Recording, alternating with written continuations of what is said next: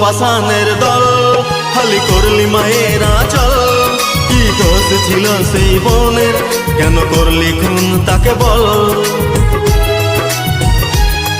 ওরে ও পাষাণের দল খালি করলি মায়ের আঁচল। কি দোষ ছিল সেই বোনের, কেন করলি খুন তাকে বল।